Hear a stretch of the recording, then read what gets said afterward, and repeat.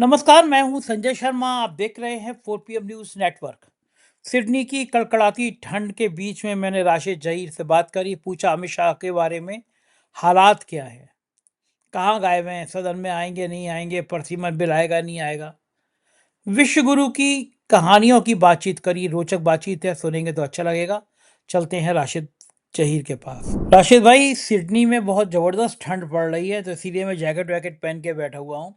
और आज जो मेरे चालक महोदय थे अतहर भाई, वो इंडिया के ही हैं, कलकत्ता के हैं। उन्होंने मुझे बताया कि यहाँ का जो प्राइम मिनिस्टर हैं, वो आपको यहाँ पे लाइन में लगे हुए रेस्टोरेंट में दिखाई दे जाएंगे, कि बिल्कुल सामान्य तरीके से मेट्रो में भी चलते हुए दिखाई दे जाएंगे। कोई तामझाम नहीं।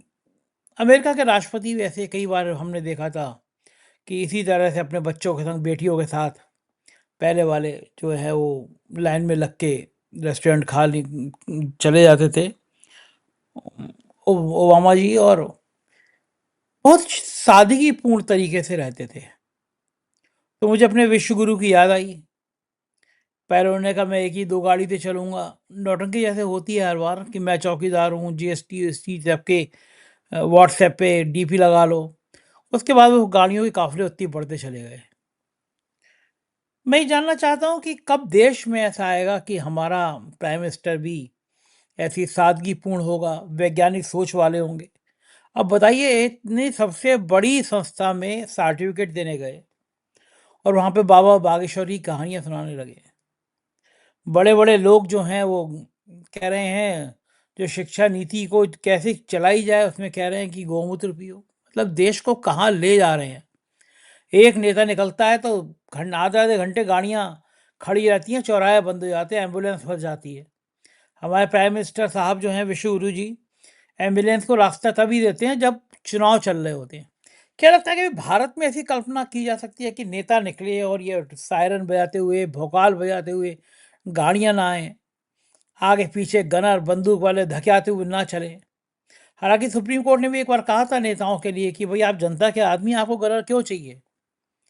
क्या लग रहा है यार, मुझे देख देख के ये सिडनी में ये बातें सुन सुन के अपना देश बड़ा याद आया कि कहाँ यहाँ का प्राइम मिनिस्टर और कहाँ हमारे प्राइम मिनिस्टर। क्या लगता है आपको? संजय सर, आपकी इस बात को सुनकर मुझे महात्मा गांधी की एक बात याद आ गई। 6 बार महात्मा गांधी जी से यह कहा गया है कि अपनी सुरक्षा ले लीजिए, और उसमें से हर बार महात्मा गांधी जी ने असैसिनेट करने से पहले कई बार यही गोडसे हमले कर चुका था। 2 बार तो विफल हुआ है, एक बार प्रोग्राम नहीं बना। हर बार उन्होंने मना किया। उन्होंने यही शब्द कहे थे जो आपने कहे कि भाई मैं जनता से चुना हुआ एक व्यक्ति हूं, या उनमें से आया हुआ एक व्यक्ति हूं, मुझे क्या जरूरत है, ये देश मेरा है। दूसरी तरफ ये वानगी है जो आपने अभी जिक्र किया कि जहां पर बच्चों के गलों में कुछ थोड़े से मेडल डालने थे, तो आईआईटी बॉम्बे और वहां को चलाने वाले लोगों ने एक गाइडलाइन ये जारी की कि बच्चे को मेडल पहनते वक्त कितना सर झुकाना है। इंग्लैंड का बहुत बड़ा अखबार, उसने इस बात को छापा है अपने फ्रंट पर। कल की खबर है कि बच्चे को सर झुकाने का भी प्रोटोकॉल तय कर रहा है वहां का प्रशासन। सीजीआई को मना ही कर चुका था, आपको मालूम ही है। उनके खिलाफ कुछ नारेबाजी ना हो जाए तो सीजीआई जा चुके थे। दूसरी बात, जिन बच्चों के गले में मेडल डलने थे, सुरक्षा का आलम यह था। आप तो कह रहे हैं कि अल्बनीज घूमते फिरते रहते हैं यहाँ पर, ये दुनिया भर के प्राइम मिनिस्टर। सुरक्षा का आलम यह था कि जिन बच्चों के माँ बाप अपने बच्चों के गले में मेडल डलते हुए वो उपलब्धियां पहनते हुए देखना चाहते थे, उनको बाहर कर दिया गया। सबके मोबाइल फोन्स और तमाम, बदहद यह है कि जो पेरेंट्स आए थे एक बार, उनके छाते भी ले लिए गए। प्रधानमंत्री जी आ रहे हैं, कहीं कोई काला रंग ना दिख जाए। मन में क्या काला रंग है, जहन में क्या काला रंग है, और वो निकलता है जबानों से, शब्दों से। उससे कितना काला हो जाता है समाज। अगर इस बात की परवाह कर लेते तो बेरोक टोक अपने देश में भी ऐसे घूमते और उनको हाथों हाथ लेते। ये राहुल गांधी, इनकी अभी की बात नहीं कर रहा हूं मैं, देश में और विदेश में भी दर्जनों यूनिवर्सिटीज हैं, हाथ में माइक लिया और लंबा सा रैंप है और बच्चों के बीच में चले जाते हैं। मैं पर्सनली जानता हूं, राहुल गांधी की सुरक्षा से जुड़े हुए लोगों ने, मैडम बोलते हैं उनकी वालदा को, उनको शिकायत की है पर्सनली कि राहुल गांधी सिक्योरिटी ब्रीच करके लोगों के बीच में पहुंच जाते हैं। हम बहुत परेशान रहते हैं राहुल गांधी से, और राहुल गांधी पे बाकायदा वो बहुत सारे कंटेम्प्ट बनते भी हैं, जो सिक्योरिटी देने वाली जो फोर्सेस हैं वो कहती हैं, लेकिन उस आदमी का मन करता है बीच में चले जाए। तो प्रधानमंत्री जी को इतने ज्यादा उस मतलब सिक्योरिटी क्यों है, क्या है, ये तो आने वाला वक्त बताएगा। लेकिन जब अंदर से डरा हुआ होता है ना आदमी, तो फिर पता ही चलता है कि आज मेरे ख्याल से 16वां दिन है, 19 बैठकें हैं, वहां पर मोदी जी और अमित शाह गायब हैं, जहां से कहा जा रहा है कि यहाँ के लिए तो आप चुने गए हैं, आपको चुनकर भेजा है। जब वहीं उस पंचायत में नहीं जा पा रहे हैं, तो आप कैसे उम्मीद कर सकते हैं कि सड़कों पर चले जाएं, लोगों के बीच में चले जाएं। बल्कि प्रायोजित होती है वो ऑस्ट्रेलिया और इंग्लैंड की और तमाम अमेरिका की वो भीड़। कई बार भीड़ से एक अंजना ओम कश्यप है, उन्होंने पूछ लिया अमेरिका के उसमें, अरे भाई आपको कितना अच्छा लग रहा है मोदी जी आए हुए, तो वो अपना म्यूजिक इंस्ट्रूमेंट बजा रहा था, बोला अरे मुझे बुलाया पैसे दे के भाई बजाने के लिए, मुझे क्या मालूम कौन आ रहा है। तो उनका चेहरा इतना सा निकल गया। तो ये सब लोग जो है तैयारी करके आ जाते हैं, प्री प्लान करते हैं, टेलीप्रॉम्प्टर के बिना बात नहीं करते। ये तो संजय सर आपको सलाम है कि आप बैठ जाते हैं और मन की भड़ास अपनी आंखों से जो देश में देखते हैं, बिना टेलीप्रॉम्प्टर के बोलते चले जाते हैं। ये तो आपको सलाम है जी सर। नहीं, नहीं, मैं कोई ऐसी ज्ञान की बातें मेरे पास होती भी नहीं है, ना मैं इतना ज्ञानी हूँ, बस मैं सहज होके जो समाज में चल रहा होता है, मैं वही पूछता हूँ। जैसे यहाँ पे मुझे बताया गया, मैं खाना खाने गया रेस्टोरेंट में, कि मोदी जी जब आए थे, तो भीड़ कहाँ से लाई गई थी, यहाँ सब बच्चे-बच्चे को पता है सिडनी में। और मुझे तो आज कोई ये भी बता रहा था कि जिसने ये पूरा प्रोग्राम अरेंज किया, जो एक नया इंडिया बसाने की बातें कर रहे थे, जिसके हमारे यहाँ शो हो रहे थे कि नया इंडिया बसा रहे हैं मोदी जी, वो कई रेप के मामलों में जेल चला गया मोदी जी के जाने के बाद। तो उनका जो मुख्य प्रायोजक था, कल और पोस्ट करूँगा मैं इस बात को, तो जो मुख्य आयोजक था वो शायद विश्व हिंदू परिषद से भी जुड़ा था, और वो रेप के मामले में जेल चला गया। दूसरा एक बात और पता चली बहुत बढ़िया वाली है, मैं कह रहा था ना मैं ऑस्ट्रेलिया जाऊँगा तो ज़रा पड़ताल करूँगा। वो बात ये पता चली कि साहब ने ये निर्देश दिए गए थे साहब की तरफ से कि कोई भी भारतीय ड्राइवर नहीं होगा गाड़ी में, काफ़िलों में। तो साहब आएँगे, उनके मित्र होंगे, चलेंगे वहाँ पे, तो कई गाड़ियाँ लगती हैं 40, 50, 60, बड़ी-बड़ी टैक्सी ली जाती है, मर्सिडीज़ वगैरह ली जाती है। तो ये हुआ कि साहब कोई इंडियन ड्राइवर नहीं होना चाहिए, तो सब गोरे लगाए गए, अंग्रेज़ लगाए गए। अब उन गाड़ियों में ऐसा क्या होगा कि अगर भारतीय ड्राइवर होता तो बात खुल जाती। काले शीशों के पीछे कौन-सा सच होगा? कौन से प्राइम मिनिस्टर वहाँ पे बियर पी रहे के जा रहे होते, जो कोई इंडियन देख लेता, ताश खेल रहे होते। कुछ भी तो नहीं कर रहे थे, सीधे-साधे आदमी हमारे मोदी जी। लेकिन इतने इंडियन से नफ़रत क्यों ऑस्ट्रेलिया के बाहर जाके कि भई नहीं होगा। मेरे पास पुष्टि नहीं है, लेकिन मेरे जो ड्राइवर ने बताई, मैं आपको वो बात बता रहा हूँ कि साहब नहीं होगा इंडियन, सब गोरे लगाए गए। अगर ऐसा है, ये खबर सही है, तो ये क्यों हो गई? क्या राज है, क्या गम है जिसको छुपा रहे हो? क्या मामला है राशिद भाई? शेर सुनाना है आज भी आपको कोई ना कोई? सर शेर तो खैर आ जाएगा सिचुएशन पे अपना आप ही, लेकिन बात यह है कि इंडियंस को ना लेना, बाहर के लोगों को लेना। मैं मुंबई में था, तो मैं अपना पर्सनली बात बता रहा हूँ, मैं भी इसको और ज्यादा पुष्टि करूंगा। जो व्यक्ति अपने मंत्रिमंडल में लफ्ज़-ए-एम किसी मुस्लिम को बर्दाश्त नहीं कर पा रहे, राज्यसभा से लोकसभा तक बीजेपी के खेमे में कोई मुस्लिम व्यक्ति नजर नहीं आ पा रहा है, कोई विधायक को टिकट नहीं दे पा रहे हैं, तो जाहिर सी बात है जब अपने लोगों में ऐसी तफरीक है, ऐसा फर्क है, तो फिर क्या बचता है। शायर का एक शेर याद आ गया अचानक। देखिए आपने कहा, आपने भी, अगर भारतीयों का प्यार नहीं मिलेगा ना, तो इसके ऊपर मुताल्लिक है ये कि हैरत है मेरे पास कुछ भी नहीं बचता, हैरत है मेरे पास कुछ भी नहीं बचता, मैं तुझे जब भी अपनी जात से तफरीक करता हूं, मतलब मैं जब अपनी जात से तुझे अलग करता हूं, मेरे पास कुछ नहीं बचता। तो अगर ठीक भारतीयों बात। को आप अलग कर रहे हैं तो क्या बचेगा।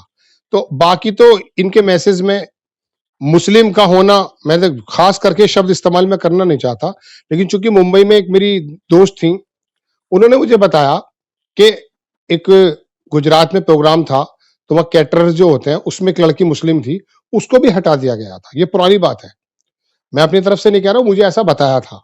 ना मैं जानता हूँ, ना मैं उस प्रोग्राम में था, लेकिन जो वहाँ शामिल लोग थे उनमें से एक व्यक्ति ने मुझे ये बात बताई। तो ये इतनी ज्यादा पहले से वो रखते हैं, तो जाहिर सी बात है भारतीय ड्राइवर हो जाएगा। ड्राइवर सारी बातें सुनता रहता है ना, तो डर ही होगा कि भाई अंग्रेजा गोरा होगा, ना समझेगा क्या क्या बातें चल रही हैं। तो ये एहतियात रखते हैं, इनकी एहतियात तो बहुत जबरदस्त है, ये तो आप जानते ही हैं। तो लेकिन इन्हें इतनी ज्यादा एहतियात की जरूरत नहीं है, देश ने हाथ खोल करके प्यार दिया था। वो भले ही ड्रामे में आए थे, गुजरात का बाकायदा रखा था पूरा का पूरा सिनेरियो, देश ने दिया था। चाहते तो उसे समेट लेते भर भर के, लेकिन नफरतें बांटने वाला व्यक्ति या नफरतें छोड़ने वाला समूह वो कहां कर सकता है।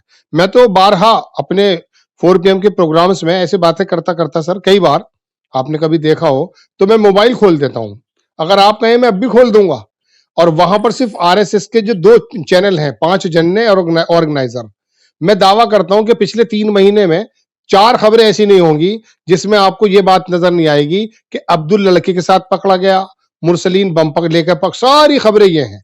जो इनकी मात्र, मैं कह सकता हूं इनकी जो जननी है, उनके अखबारात, उनके मुखपत्र जब ये बातें निकालते हैं, जैसे चाइना का मुखपत्र है ना, वो इनकी बातें ही वो निकलती हैं सारी की सारी नफरतों की, तो फिर इनको कहां नजर आएगा। वो है ना कि एक भूखे से पूछा था सर किसी ने कि 2 और 2 कितने होते हैं, तो वो बोला 4 रोटी। मैं आपको कई बार बता चुका हूं। तो जैसा अंदर से होता है व्यक्ति, वो वैसा ही ख्याल भी करता है। तो चाहते तो देश के अंदर प्यार की कमी थोड़ी ना थी। हमने तो वासुदेव कुटुंबकम के मामले पर अमल किया है, और आज भी ऐसा ही मामला है। हमारे वेस्ट यूपी के अंदर ये तमाम कावड़ निकल रही है। आज थोड़े हालात बदल गए हैं, वरना मैं देखता हूं कि मुस्लिम लड़के उनके जख्मों का मदावा कर रहे होते हैं अपने मरहम से। ऐसा हमने देखे हैं सीन, हमारे घर के बाहर ही निकलता था। लेकिन आज हालात कुछ और हो गए हैं।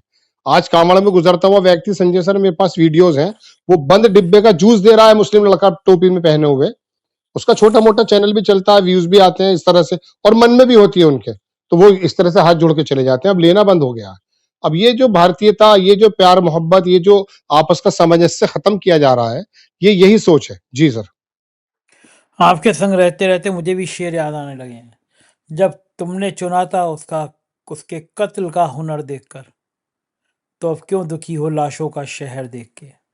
तो जब मास्टर को चुना ही आपने था कि उसके कत्ल का हुनर देखकर, तो फिर क्यों दुखी हो लाशों का शहर देख के। और मैं शहर देख।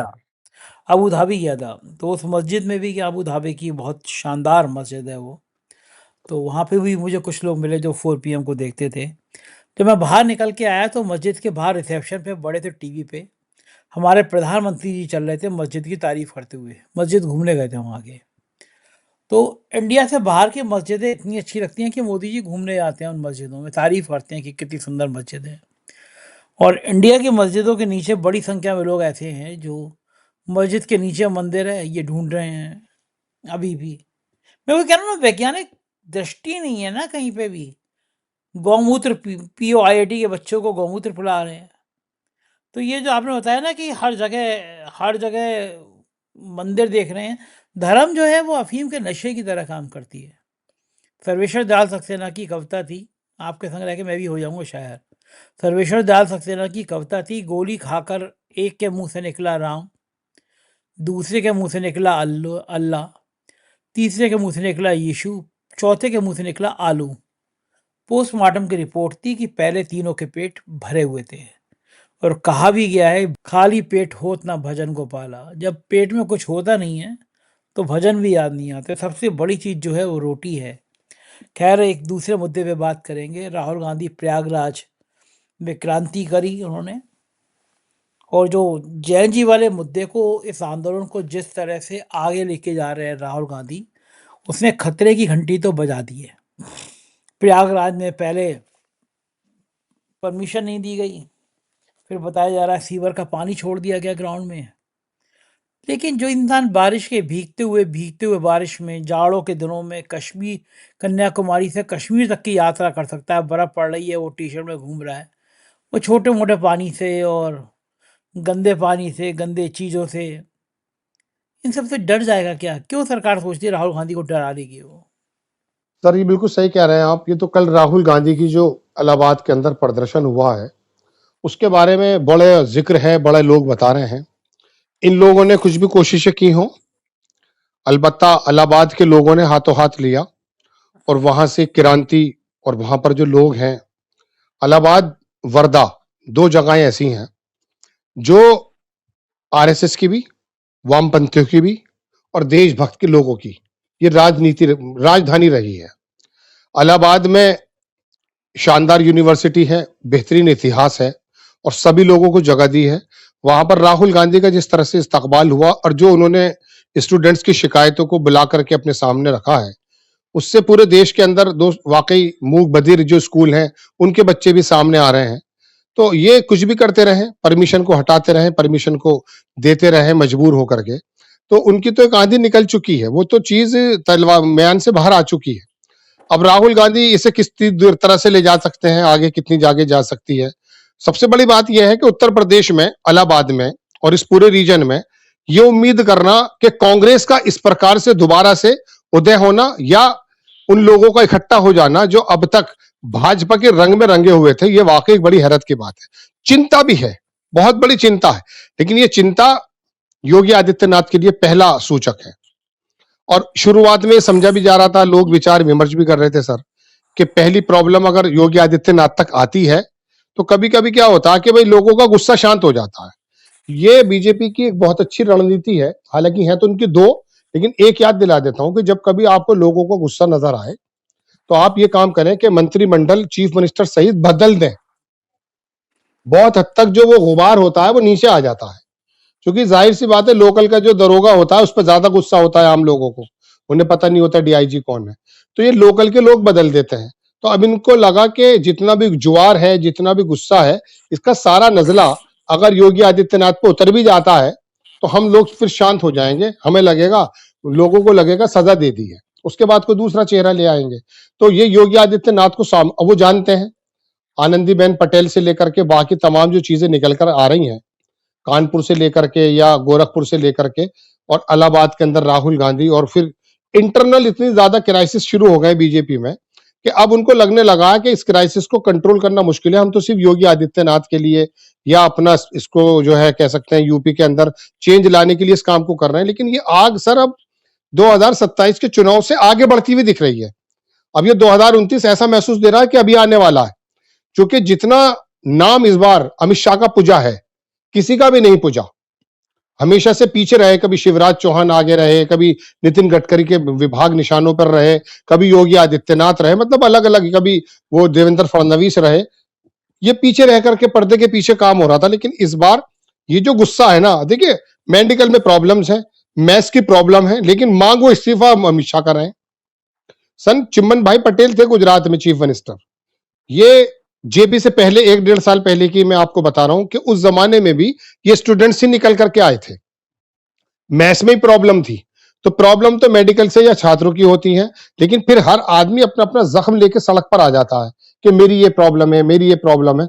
और इन सारी प्रॉब्लम का जिम्मेदार इस समय मैं समझता हूं योगी आदित्यनाथ को तो जितना समझ रहे हैं लोग समझ रहे होंगे, लेकिन मोदी और अमित शाह ये दोनों सर वाकई निशाने पर हैं। और ये जेनजी और ये तमाम लोग, मैं तो कह रहा हूं ये जो एनएसयूआई के लोग हैं, अभी उन्होंने कहा कि वहां झारखंड के अंदर ऐसा चल रहा है, तो वहां एनएसयूआई का प्रेसिडेंट फौरन राहुल गांधी ने भेज दिया, वीडियो भी जारी कर दिया कि भाई जहां पर भी कहीं पर भी छात्रों को अगर प्रॉब्लम है तो उसको उसका निस्तारण होना चाहिए। तो अब ये समझ नहीं पा रहे हैं कि राहुल गांधी किस दिशा में जा रहे हैं, ये रोक नहीं पाएंगे। अब ये आंधी जो है ये मुश्किल लग रही है अब रुकती हुई, क्योंकि सोशल मीडिया पर, गोदी मीडिया में तो उठा पटक मच रही है, वहां तो इसको हटा उसको बुला, इसको बुला उसको हटा चल रहा है।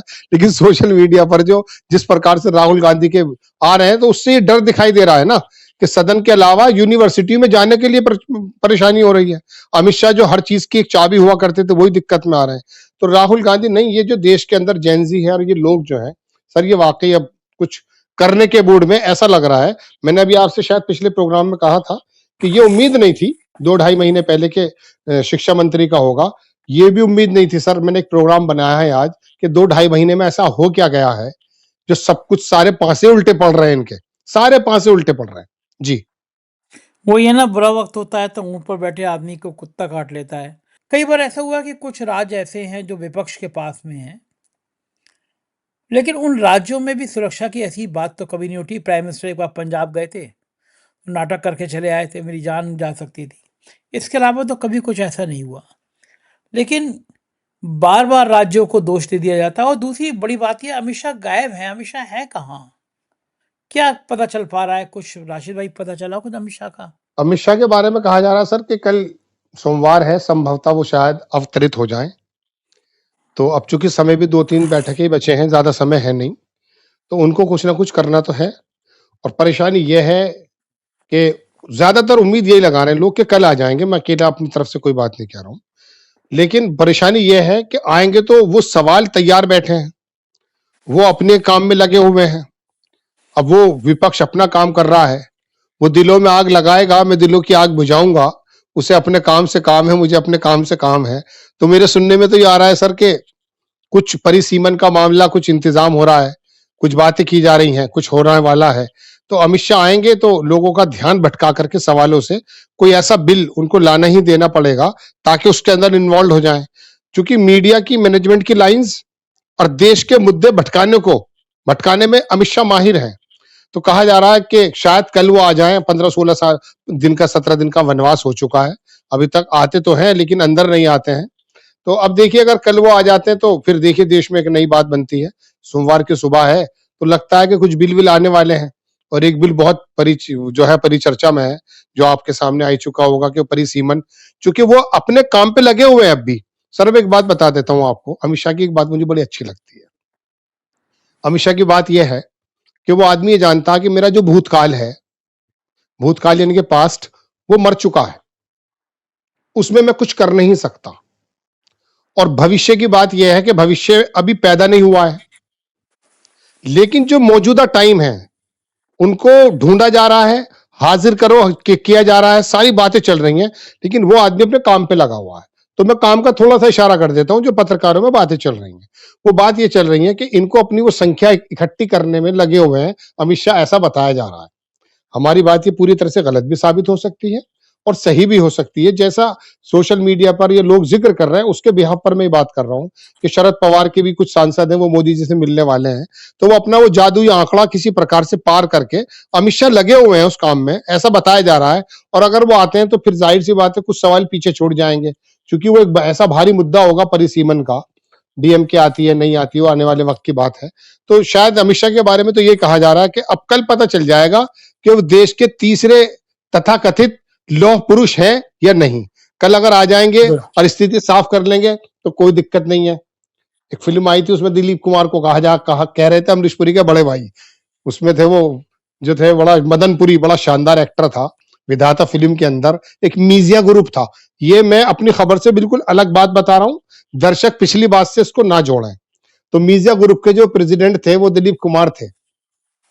तो उसमें मदनपुरी ये कहता कि वो आएगा